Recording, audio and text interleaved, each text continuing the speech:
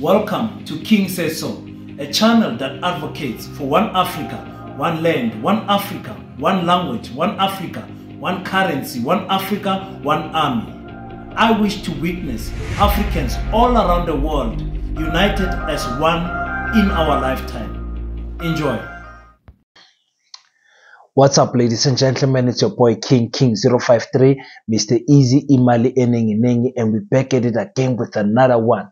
KZN, nyavuma, nyanvuma KZN, nashisa makomenti, nangeke ngivume bafethu.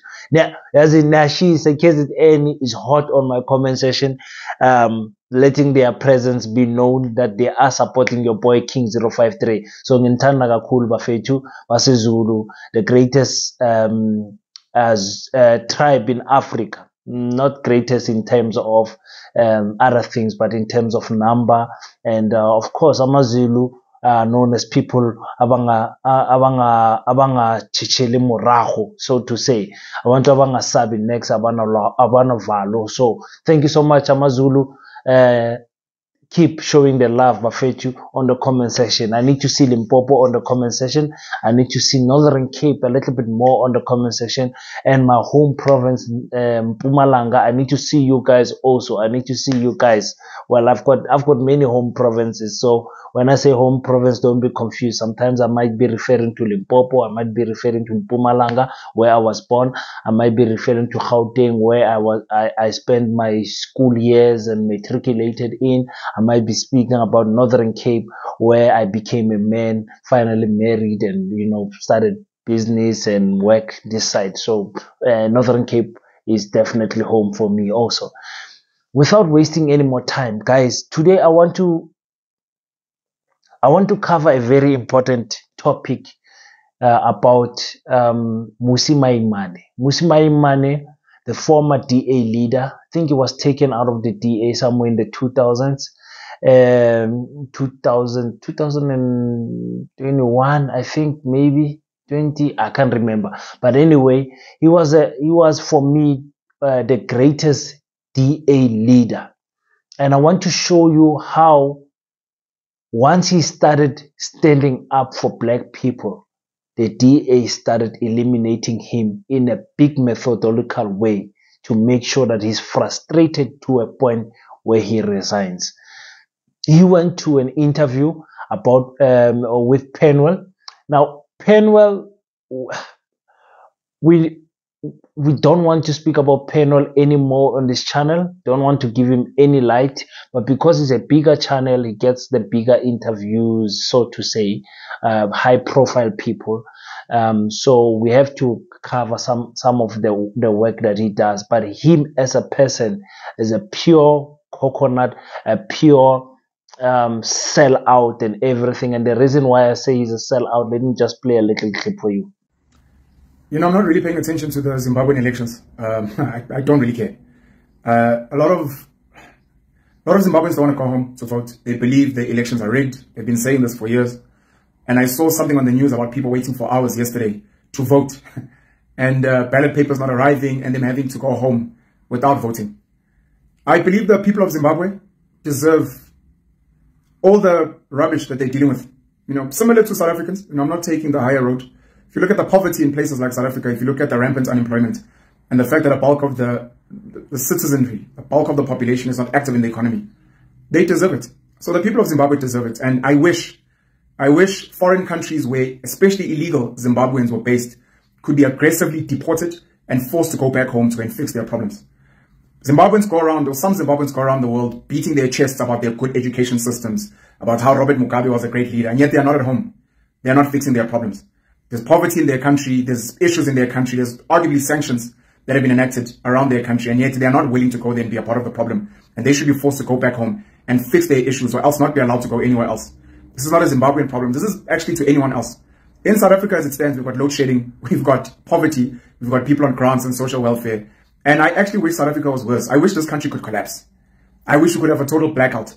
Because the masses of people in this country, especially black people, keep voting for the ANC. They keep supporting Julius Malima's EFF. They keep refusing to buy from their own black people. They keep refusing to work for their own black people. They've got all the excuses in the world. They blame apartheid. They blame corruption. They blame everything except for themselves. Until you as an individual decide to vote, right? Until you as an individual decide to buy from businesses that are linked to people that genuinely care about this country, until you work for employers, no matter how little they pay you, but that are passionate about building this country, you deserve the shithole that you live in. So, yeah, so the less said about Penwell, the better for us Africans, us who are trying to unite Africa, us who are trying to build the one love, one Africa, one love. People like him, the less said about him, the better. So I want to speak about the interview he had with Mmusi Maimane. I think he asked one relevant question that I wanted to cover. I didn't watch the whole interview, but this one question, I watched it in its entirety and I wanted to share it with you guys. And he asked the question, why did Mmusi Maimane leave the DA? Let's quickly listen to what he said. I'm going to do two parts and then do a review and then close off this video for you guys. Officially on the record, why did you leave the Democratic Alliance and what is your feeling around them as a party today? Yeah, let's. I'm gonna give you the full version because I don't want. I want you to know why. Sure. When I joined the DA, I joined because I always wanted a party that delivers, and I wanted a party that works for all South Africans. Okay. I was very intentional about that. We sat once in a stretch session, and we recognized that if you build a party for all South Africans, right, which other people say as a hypothesis that may not necessarily work, but I still believe in it. It's worth fighting for. We knew back then, Uti, you would lose on some black South Africans who say, I'm not going to work with a party that's got white people in it.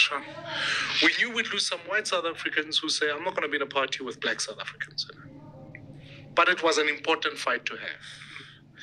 And in 2016, we had an incredible breakthrough election. You'll remember we governed 4 metros. We were growing because South Africans of all races were coming on board. In fact, in 2014, we had incredibly high numbers in Gauteng. I ran that campaign, not on the back of anything else, but asking people to believe and work together. So we saw the fruit of that vision that says, let's bring South Africans together. And then more and more, I started to get this feeling that there was a group of South Africans that saw that the organization was changing to represent more people that made them uncomfortable. They started to fear for their own selves. I was accused after the 2016 election when we had councillors who came from Nelson Mandela Metro University that started to say, no, I gave these young people answers so that they can be put higher up in the list. You started to have this backlash of people saying, no, you must be in some way or another an acceptable black so that you can operate in the same way like this. I fought because I strongly believed in an organization that works for everybody. You see, Mmusi Maimane, joined the DA because he says he wanted a party that works and a party that represents all Africans, South Africans. Ladies and gentlemen, stop fooling yourself. There is no such thing as a multiracial party in South Africa. There can be pretension and acting and casting and all of that, but to the core, there isn't a party that is multiracial in South Africa. You have to stand with one or another. You have to stand with white people that say, leave history, forget about history, and then let's move forward. We keep the minerals, we keep everything. Let's forget about all the wrong that we did. Or you have to stand with the black people, the African people, the original people, because these ones, they are not African people, that say, listen, we want South Africa to work, but we also want to correct the historical injustice that happened to us. Meaning that economically we are too far behind to catch up. The government has to somewhere, somehow favor us so that we can catch up to these people. But unfortunately in South Africa, you get the middle people. These are the people in the middle like Mmusi Maimane who say, listen, let's just work together. Let's just work together. Why? Because those people think that South Africa, a country, is a company They think you run a government like you run a company. A company does not have a political mandate. A company does not have to fix historical injustices. A company does not have a justice system that has to work for all and not for one. You understand what I'm saying? So for him saying that, I mean, it is clear to me that he, for the people in the middle and the people on the left, Mmusi Maimane was the best leader for the DA. And I think if they kept him a little bit more, they stood a chance to dethrone the ANC. But taking out Mmusi Maimane out of the DA was the biggest mistake, and it was the beginning of the end for the DA. Why? Because listen, even in this interview, he is very careful not to to say white people. He clearly can say African and black people, but when it comes to white people, he counts his words. You understand? He says there are other people that left the party. There's other people that were not comfortable with black people taking over. Other people that were what is the word that he used? Uncomfortable and feared for their life or for their security because of black people coming. Listen to me, people, my people. White people will always fear that we Africans will do to them what they did to us. It is in them to fear that. And they have seen in South Africa, we have shown that we are capable of revenge and violence. South Africa is a different case from other countries. We show them that we are. So they fear for their life that these people, after getting equality, they might feel like equality is not enough and want revenge. That is the ultimate fear of white people. That's why with the EFF, they did not fear that you people filled a stadium. Black people fill the stadium always. When it comes to churches, Bushiri fill that stadium. When it comes to concerts, events, DJ Coffee filled that event. They don't. But when we group together for a common political purpose, that's when these Dutch African people fear us. They don't want it. They don't want us to, because at the end they know someone in the room is going to say, but no, guys, we must get revenge for what these people have done to us. That is their biggest fear. And I'm trying to tell white people always in South Africa that even though South Africa is capable of doing that, I don't see South Africa doing that, because South Africa has got too many people on the left that will say, no, let's concentrate on peace. Let's go forward. War is not going to help us and all of that. So Mmusi Maimane found himself in a DA where he started seeing, and Jacob Zuma told him, I'll see if I can get that clip here. I got Jacob Zuma and play it right here. Jacob Zuma told him, Mmusi Maimane, these people are going to use you and they're going to throw you away. Jacob Zuma told him. He told him. So let's just listen to the second part where he speaks about losing votes and how they systematically took him out of the DA. To Parliament with a list for South Africans that was, if you like, monoracial. I couldn't take a caucus to the National Assembly that said it was just a whole bunch of white males or whatever the thing is. 2019 was a unique election. You'll remember it was just soon after Zuma. President Ramaphosa was coming on board. And what we foresaw when we first strategized over a long period of time, we saw just under 200,000 white South Africans move towards the Freedom Front Plus.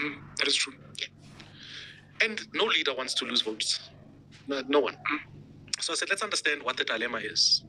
I framed some of the questions to say, let's understand, as much as those 200,000 voters have gone that way, but how is it that after 2 decades of government in the Western Cape and in the city of Cape Town, black South Africans who are living in Khayelitsha and places like that are not themselves voting in the numbers for the DA?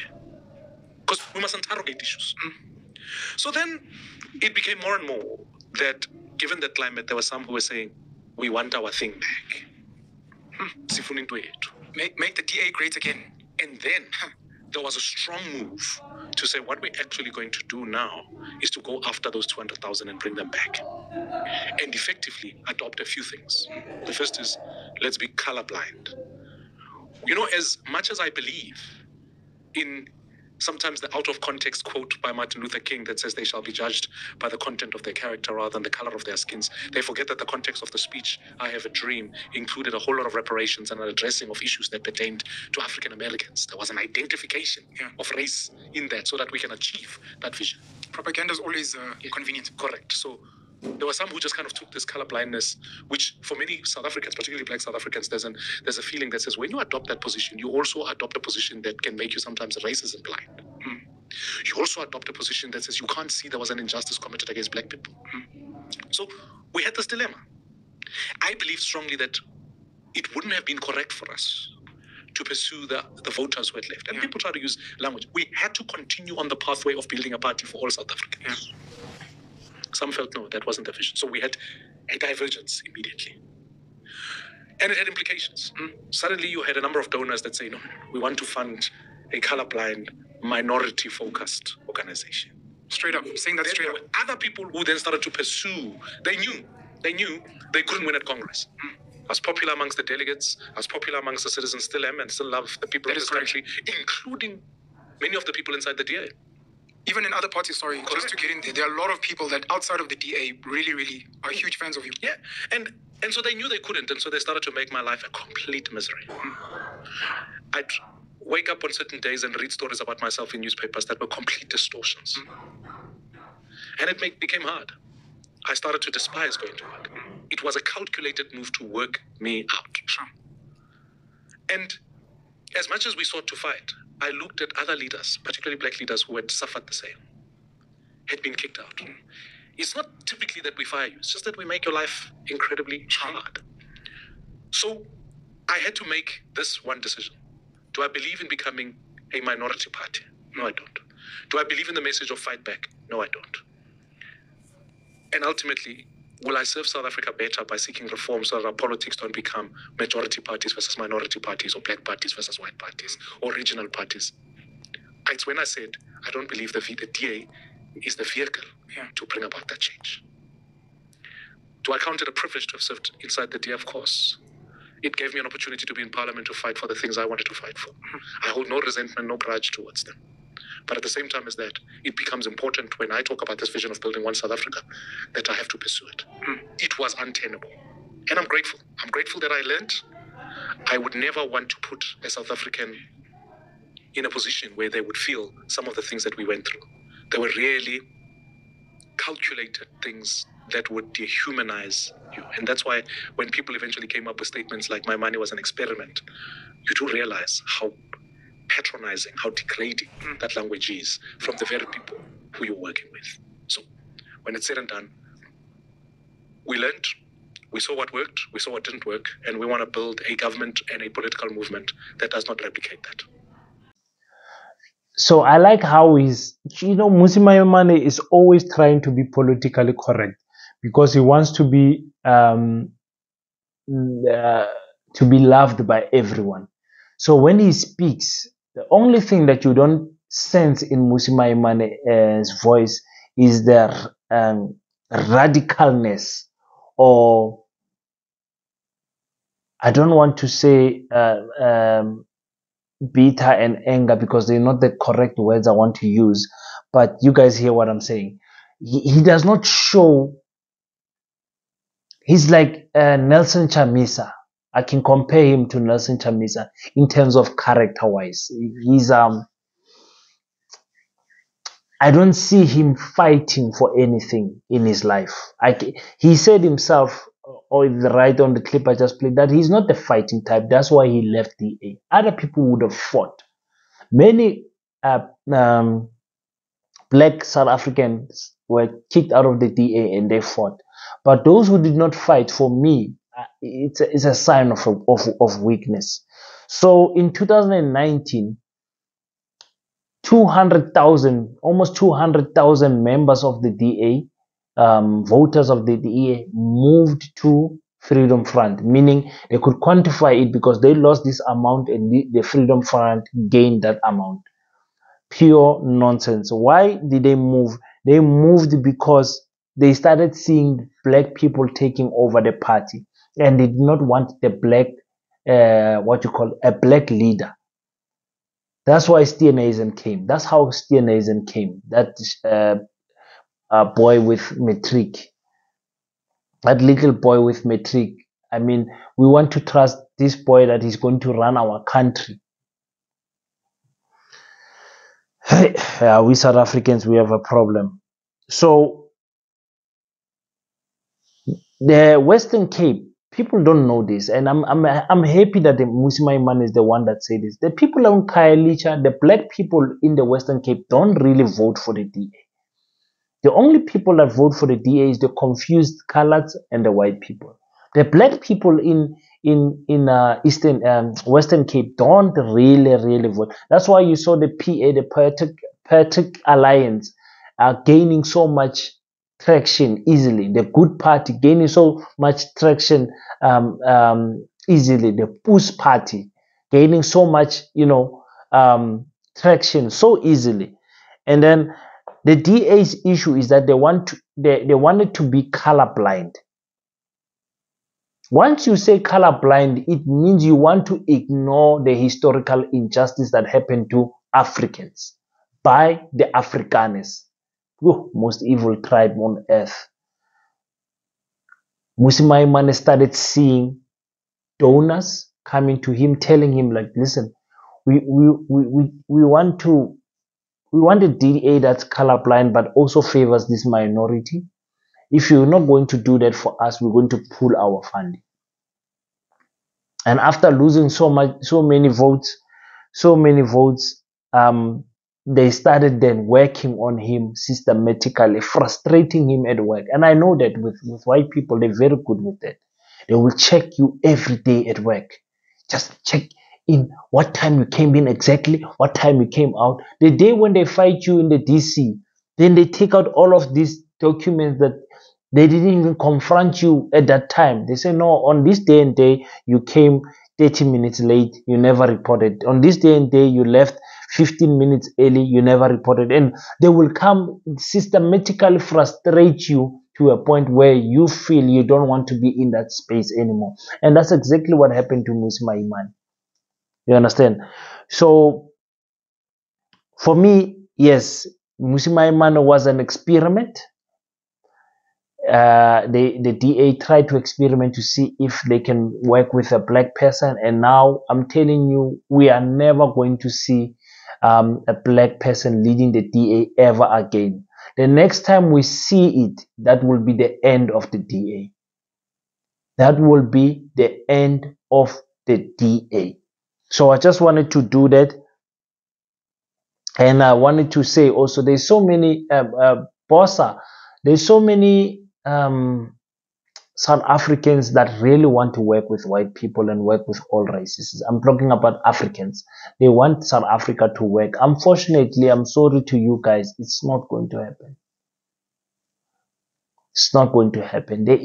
Why is it not going to happen? Because it is always us Africans who want to work with white people. White people don't want to work with us. In South Africa, they don't. They have shown us multiple times. I'm not talking about individual. I'm talking about them as a group.